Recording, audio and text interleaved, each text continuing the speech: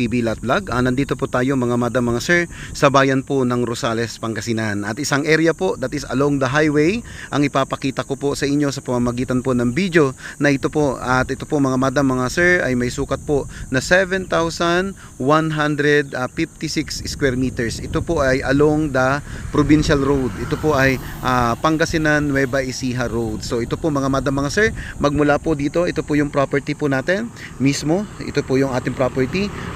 Ito po ay solo title property. At ito po mga madam mga sir ay tax updated. May mapa na po, may mga muhon na po rito.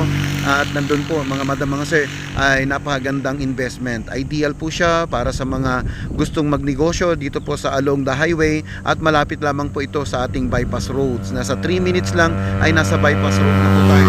At SM City Rosales. So yan po mga madam mga sir, may frontage po ito na 40 meters. 40 meters frontage po natin. At nandun po mga madam mga sir, napakaganda ng property. So ito po ay TCT, solo titled property. At ito po ay tax updated, no extrajudicial settlement. At ito po mga madam mga sir ay ibinibenta po nila na merong presyo po na 1,500 ang per square meter. So yan po mga madam mga sir, that is negotiable upon viewing. At kayo po mga madam mga sir ay kung interesado ay pwede nyo po akong kontakin sa 0949 830 8370 at maging sa ating dito SIM o SIM card ko 0991 511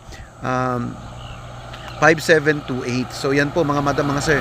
Kaya inuulit ko po, 7,156 square meter. Ito po ay along provincial road. At ito po ay good siya. Ideal po siya for business. Ideal po siya for warehouse. Ideal po siya para sa residential. Ayan po mga madam sir. Malapit sa SM.